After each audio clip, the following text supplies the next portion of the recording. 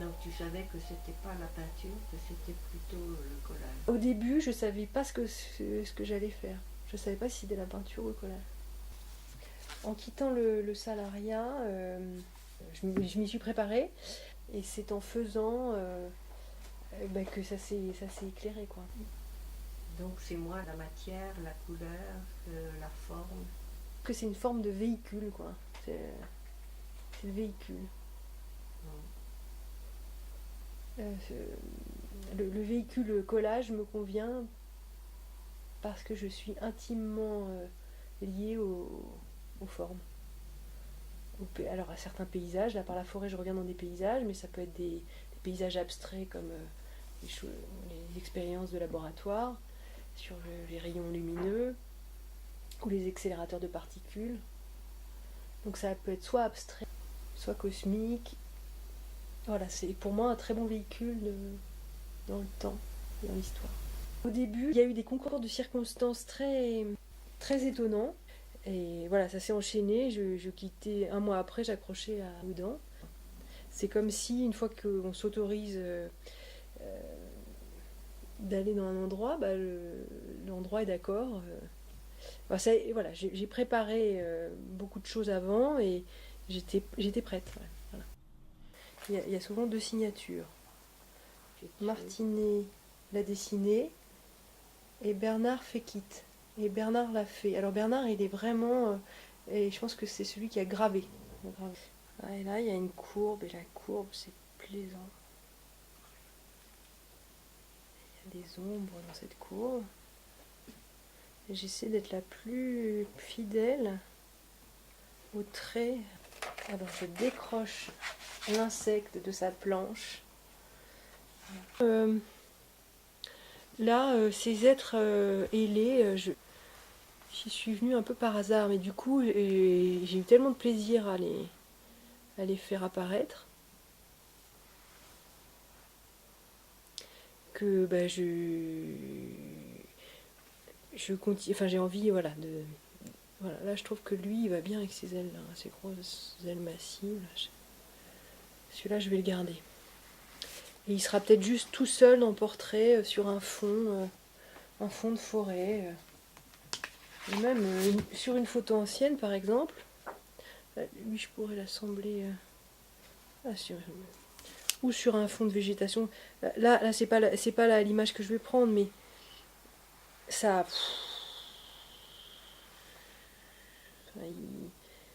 Il a pour moi une présence très forte, ce personnage là, on voit ses deux mains. Voilà, je pense que je vais plutôt le mettre dans un univers végétal. Mais voilà, c'était juste pour donner une idée de contraste des photos anciennes. Ça, c'est une photo de 1852, c'est les premières photos, donc elles sont très belles ces photos.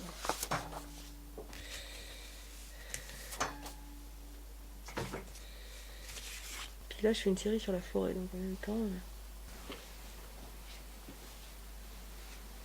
Ouais, je pense que je vais quand même aller vers l'abstraction. Je trouve qu'il a une telle présence, ce personnage, que il va avec beaucoup de fond. Alors là, comme elle est habillée, il faut que je le recadre. En fait, j'aurais intérêt à le coller et le promener sans le plastique, là. Mais je vais pas faire ça. Bah là, je pense que le plus troublant, quand même, c'est celui-là, sur le fond abstrait. Mais j'en suis pas sûre. Donc là, je vais laisser reposer. J'y reviendrai, puis à un moment, je vais dire c'est celui-là.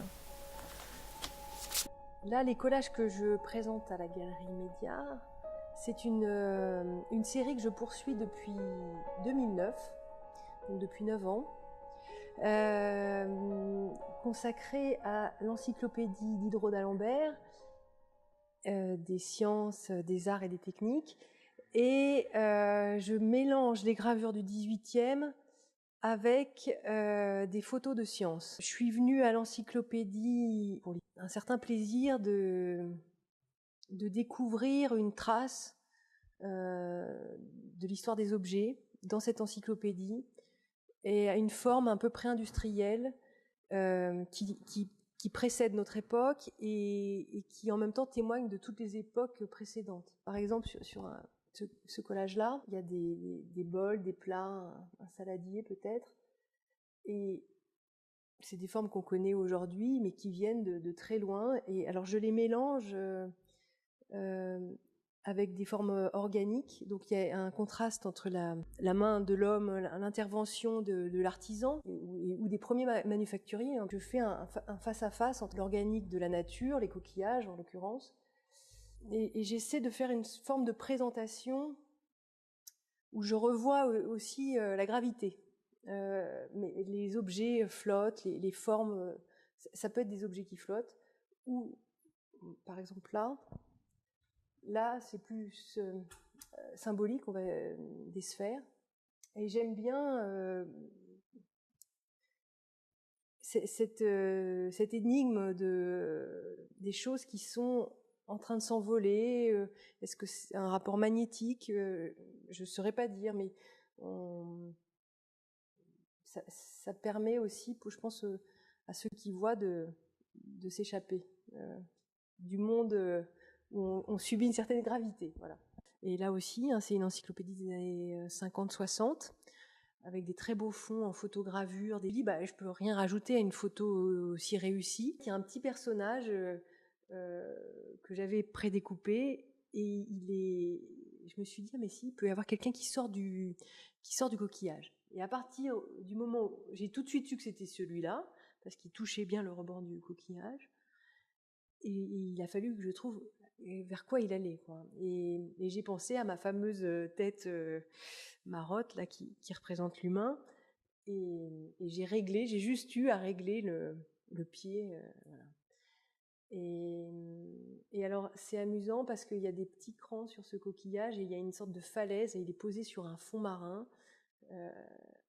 Et voilà, il est lui-même en situation précaire, et en même temps, c'est comme une sorte de corolle d'antenne parabolique, et qui renvoie à la fois un cocon et une ouverture. Le petit personnage, un peu lilliputien, face à la tête, un geste de protection et de bénédiction. Enfin, on ne sait pas très bien. C'est une sorte de visite pour rassurer, je pense, une présence rassurante. Ce que ça m'évoque, moi, la personne, elle a un petit tablier. Est-ce que ça serait pas une forme de divinité qui sort de la coquille et qui vient rassurer l'humanité inquiète, ou à l'inverse, la forme qui est une divinité et le petit lilliputien? Voilà, donc je sais pas. Tout peut se renverser.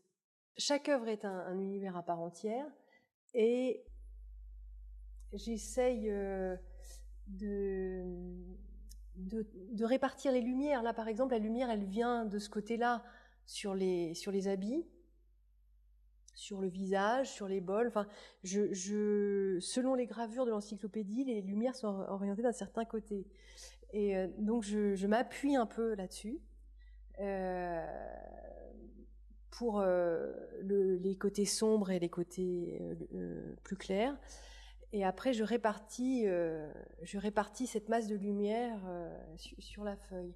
Et le fil conducteur, il est à la fois formel, parce que c'est quasiment tout le temps l'encyclopédie de Diderot et d'Alembert. Donc on retrouve les habits du XVIIIe siècle, des objets du XVIIIe siècle. Donc ça permet pour le spectateur d'être dans une forme de familiarité d'un tableau à l'autre, d'une image à l'autre, comme si une histoire pouvait se déployer parfois. Parce que ce petit personnage avec une sorte de tête en marotte, il est décliné dans plusieurs tableaux là. C'est pour moi une représentation de l'humain. C'est une figure, c'est pas vraiment un homme, mais on peut projeter beaucoup sur ce collage en particulier. Et les sens de mes tableaux m'apparaissent petit à petit. En fait, je prédécoupe plein d'éléments. Dans les costumes, j'ai tout un tas d'éléments d'habits. Je la mets de côté quand je suis contente, et puis après, j'ai toute une séance pour chercher des fonds. Et donc, c'est vrai que le matériau, parfois, quand je suis en train d'en faire un, il y en a un autre qui s'est associé. Là, c'est toujours une hydre, un organisme monocellulaire, et je m'en suis servi pour faire une sorte d'être végétal, comme une algue. Et on reconnaît les redingotes là, de l'encyclopédie, et il y a une petite couturière qui vient ajuster les plis du costume.